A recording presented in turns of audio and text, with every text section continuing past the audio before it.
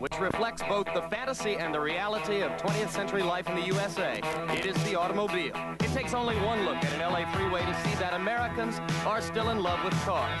And today we'll take you to an event where the romance is more like an obsession, the ultimate microcosm of car culture, the Winternational Drag Racing Championships, today on ABC's Wide World of Sports.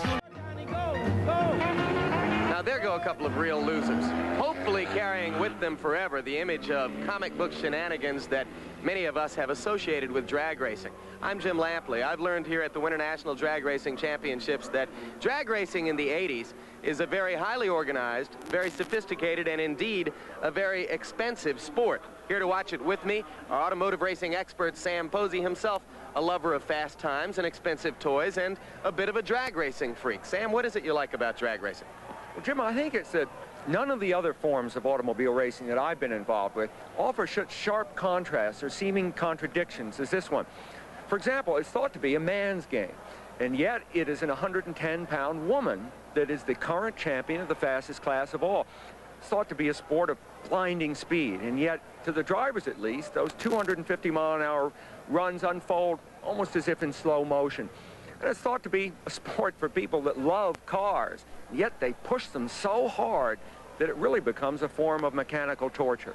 And this year, the torture is spread over 2 weekends as racing barely got underway a week ago before being rained out. Before that happened, Gary Beck, in the glamorous top fuel category, covered the quarter-mile track in 5.52 seconds, a time which will become a new National Hot Rod Association record if he can back it up today with a time within 1%, 5.57 or less. His semifinal opponent, Shirley Muldowney, the biggest name in the sport, who, unlike most of the racers, doesn't do any work on her own car. I don't need anything more to think about when I go to the starting line. I should think about reaction time and doing everything right and not making a mistake. Hopefully, Gary will have too much to think about. That's the advantage of being a woman.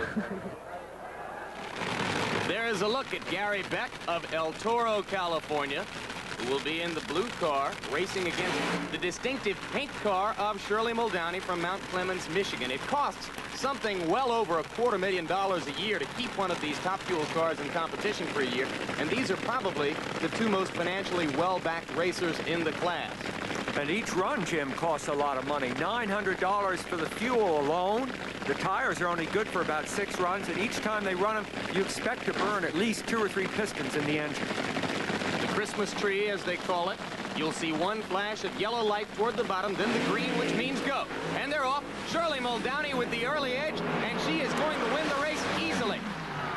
So Muldowney eliminates Gary Beck from the competition, and there'll be no NHRA record for Beck.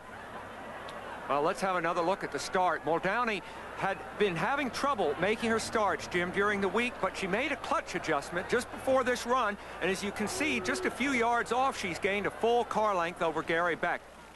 The other semifinal matchup in the top fuel class produces Jody Smart of San Antonio, Texas, against Jerry Ruth of Seattle, Washington, who won this championship 6 years ago. Ruth will be on the near side of your screen, Smart on the far side. Jody Smart estimates, incidentally, that his car produces about 500 horsepower less at its peak than the other cars in the class, but he believes that he gets a more consistent performance out of the engine that way.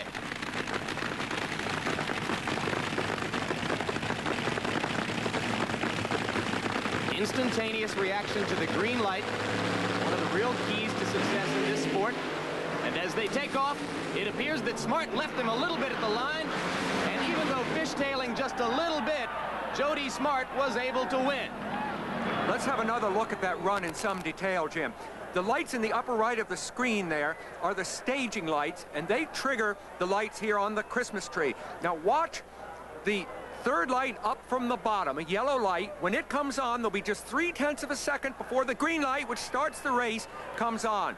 Both men make perfect starts. They're dead even after a few yards. But the first major development occurs here when Smart's tires begin to smoke. That's excessive wheel spin. So he shifts gears, and in slow motion, we see him fighting for control.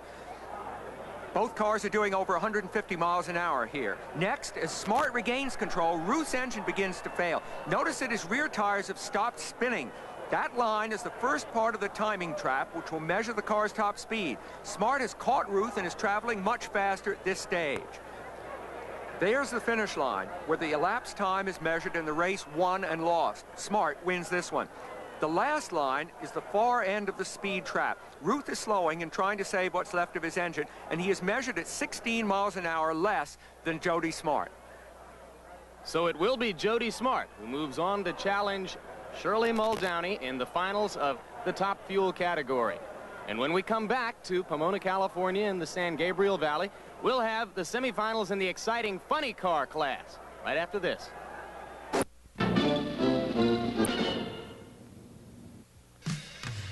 Back at the Winternational Drag Racing Championships, because it's a short, straight shot, this form of racing does not produce the kind of danger that some other forms of auto racing do. But we are taking a look back now at an unusual crash which took place a week ago in early rounds in the alcohol funny car competition. The car which you saw totaled belonged to Lou Gasparelli. It collided after the start with the car belonging to Lee Zeiner. Well, it's hard to pin the blame here, Jim, because both cars are so out of shape, but it is Gasparelli's there on the right of your screen who seems to come more across the center line than the other car. And, of course, ironically, it's Gasparelli's that then becomes absolutely total in this collision with the guardrail. It's fascinating the way the rear wheel, the throttle must be partly jammed, because look at that rear wheel spinning and just throwing up clouds and clouds of smoke, tire smoke. Which created some suspense regarding Gasparelli's condition, but because of the sturdy roll cage with which these cars are equipped, he was unhurt.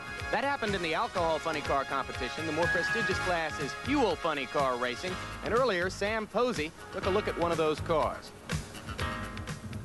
It has often been observed that there is nothing humorous at all about a funny car. They are only a fraction of a second slower down the strip than the all-out AA fuel dragsters, and to sit in one, as I am now, is a truly frightening and claustrophobic experience. The body is just a thin fiberglass shell. In spite of its size, it weighs just over 100 pounds. The driver sits right behind this enormous engine and right beside these rear tires. If something goes wrong, the only way out of this car is through a hatch in the roof. And now we're going to see the two semifinal races in the funny car division. The first one will match the defending NHRA funny car champion, Canadian Frank Hawley, against Tom McEwen of Fountain Valley, California. Then we'll see Tom Anderson of Macedon, New York, against Gary Bergen of Stanton, California. Funny cars. These cars are almost as fast as the top fuel dragsters, which you saw earlier. And in this race, it is Hawley on the left and McEwen on the right. They're almost as fast, and they're a great deal more difficult to drive, Jim, because they have a much shorter wheelbase. They're not as stable when they come off the line. Frank Hawley grabbed a bit of an edge at the start, and he is going to hold that lead all the way through the quarter mile. So it is Frank Hawley of London, Ontario, and Canada who easily eliminates McEwen and moves into the funny car final. Now here's the reaction of McEwen's pit crew. Remember, the cars don't stop until they're a half mile down the track. There's Hawley's pit crew. They have just now focused on the fact that their man won. The other semifinal funny car match is between Tom Anderson and Gary Bergen. And until just moments ago, the Tom Anderson crew, including Anderson himself, was completing a major engine overhaul and change. In fact, there goes a new cylinder head right onto the thing.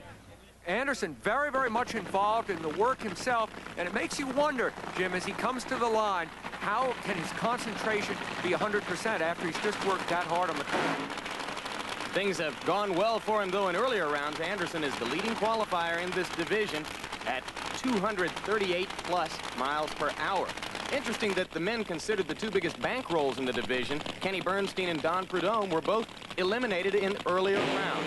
Now there's the start. Bergen on the left, Anderson on the right, and it is going to be Tom Anderson who holds the edge all the way down the track. So Anderson, the leading qualifier, will move into the final against Frank Hawley.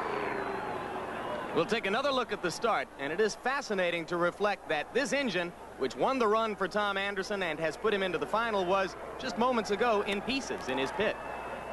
Pretty exciting stuff. You had an engine change. He got it together in time to win a very, very close race. How do you feel? I feel great. I feel good because the car performed like it should. Even with the engine change and everything, it's tough, but we done it. It's amazing to me to see an engine that far apart and back together in time to do what you just did. We got a good crew. Racing, more than other forms of racing, critical action takes place as much off the track as on it. Here you're seeing a 30-minute engine change compressed into just 30 seconds. It's kind of a cross between an Indy pit stop and open heart surgery. The most sophisticated and well-backed racers have crews of up to 4 or 5 people, but most of the racers work on their own cars as well. And even as we speak, Bob Glidden, one of the 2 finalists in the pro stock competition, is readying for his final race with Frank Iaconio. Sam Posey is ready to talk to him as he works on his car. Bob, how's it going? Well, we haven't found what we need to find yet. We're still searching. Okay, you're up against Frank Iaconio, who not only has set a new track record, but he's done so. He's had every run a very easy one. You've had difficulty with every run. What is in your mind now? Well, Iaconio's ran consistently well. We've been running consistently worse.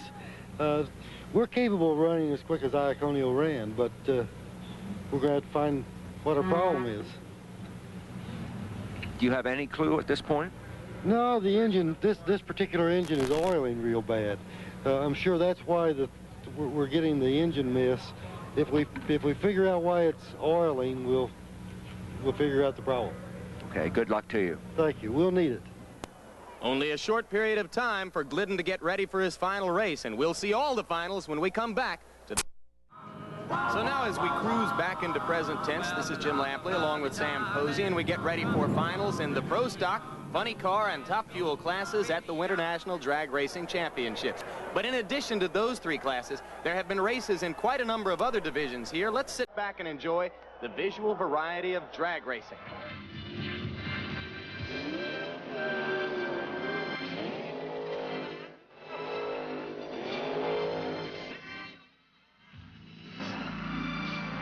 There's no disguise.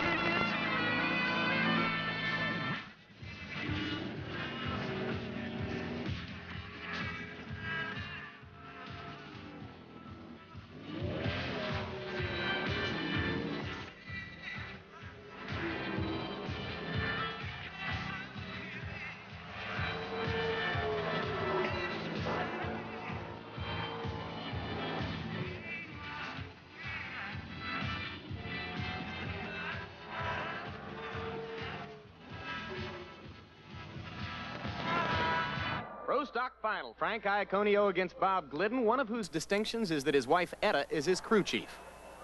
You kept the same combination together, obviously, for a long time. Do you think that's been a strength? Well, yes, probably, but you know, when you're married, it's kind of hard to get rid of your mechanic. Wouldn't make sense to get rid of your mechanic when you're as successful as Bob Glidden is. He has the highest winning percentage in the NHRA. He was the leading qualifier among 32 here. Iaconio, the second qualifier. That kind of predictability, not unusual in this class, Sam. Well, no, it isn't. But this time, Glidden, because of the work he's been doing on his engine, may see that reliability record impaired. Iaconio, on the other hand, is coming off a real hot streak. He defeated Bob Glidden at last year's national championships in Indianapolis. So this is a rematch. Glidden in the blue car. Iaconio got the jump at the start, and Frank Iaconio is going to hold that edge through the finish. So Frank Iaconio has won the Pro Stock Winternational Championship. Celebration among his pit crew. And now the funny car drivers are being fitted into their cars for their final, which will match Tom Anderson against Frank Hawley. A little while ago, Sam Posey was able to ask Frank Hawley about his mental preparation for the final, the 6 seconds or less in which he becomes a champion or a runner-up. I usually feel pretty relaxed in the car, and for something particular like this final round, I'll have to make a concerted effort to you know, fire myself up for it. So we'll see now if Hawley has been able to fire himself up to the necessary level. That is Hawley in the brown car and Tom Anderson in the yellow and white. Hawley and his whole team have an approach of consistency. Every run they lay down is almost the same. And what it means is that their competitors, Jim, sometimes feel they have to almost overreach themselves in order to beat Hawley. The pressure is more on the competitor than on Hawley. Anderson gets the jump at the start, but now they seem to be even in the middle of the track, and Frank Hawley pulls away to win at the end. So Frank Hawley, who had been the #2 qualifier in the division, beats the #1 qualifier, Tom Anderson, to win the race. Well, one of the appeals of drag racing is the unequivocal winning and losing, especially in a complicated world like ours. But in this race, there's a real seesaw battle that gives great excitement as Anderson gets the start, but now Hawley comes on in the middle part of the run and literally powers past him.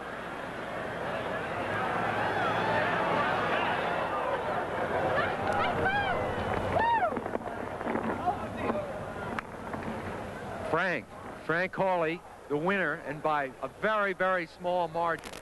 Frank, it was a... No, it sure wasn't. How did the run go for you? I think it run about as good as it's run all day. I don't know exactly what it run. I saw that yellow and white car for a long time, and then down near the end, his car hasn't been falling off, but we just kind of snuck around him. Tom, come in here. Racer, boy. Tom Anderson, it was an awfully close match you two guys just gave us. Sure was. What was your version of how it ended? It was awfully close there. Well, what happened was we've been hurting this engine all day, okay? And I richened it up, and I richened it up a little bit too much, and when we got down towards the end, he just outpowered me. Thank you. You richened it just enough. Just enough.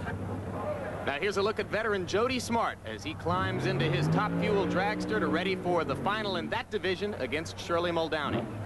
From now until the moment of the green light, Jody will try to bring his emotions under full control, to function almost automatically, to keep his mind totally clear for the green light.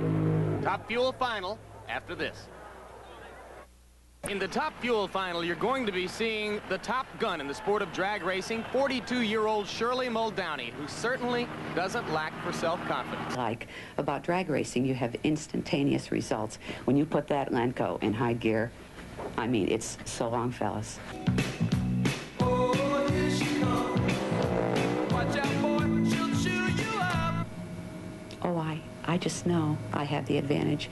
At least when they look over and they see that pink car, something about that pink color makes them shake in their boots. Oh, here she comes. She's a man-eater. That's the thing I like. I like the fight. In her career, Shirley Muldowney has won 15 NHRA national events, more than any other Top Fuel racer with the exception of Don Big Daddy Garlitz, who's now the Bjorn Borg of drag racing, mostly exhibitions. Jody Smart, on the other hand, has never won a national event, so this is the biggest moment of his racing career. You know, Jim, most drivers who become great champions either do so because of their love of winning or their fear of losing. And Shirley Muldowney combines both traits, and it makes her very tough. She was the runner-up at last year's Winternationals, losing to Dick LaHaye when her engine died at the starting line. There's the green. Shirley Muldowney has the early edge. Smart is fishtailing, and this is going to be an easy win for Shirley Muldowney. The crowd heartily approves as Muldowney now has her 16th NHRA national event victory, and her pit crew races down to the far end to celebrate with her. Shirley Muldowney has been a model of consistency, partly because of these great starts that she makes. She was in the final 7 out of 10 times last year and won 4 major races. Here she's on her way to another one in a style that is so typical of her, Jim. The perfect start, making her competition come to her, and you notice Jody Smart getting out of shape as he gives it too much throttle. Shirley completely in control and headed toward another major Winternationals victory. There is a movie about her life being made right now, and with each victory like this one, the legend grows just a little bit larger. Congratulations. Thank you, Sam. Certainly, it's not astonishing to find you here.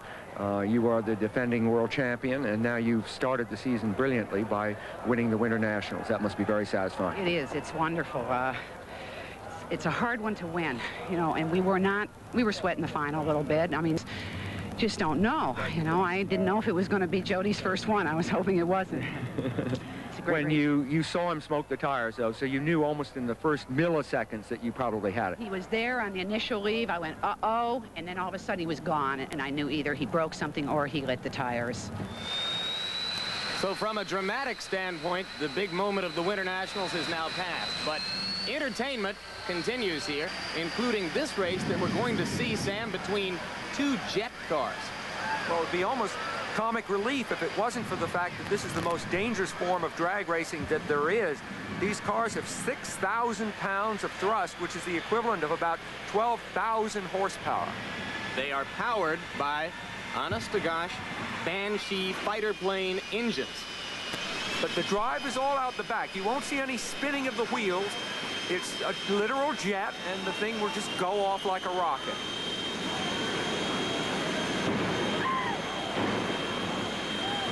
That's just preparatory. The real boom is bigger than that. Kind of animalistic, aren't they? Here it goes.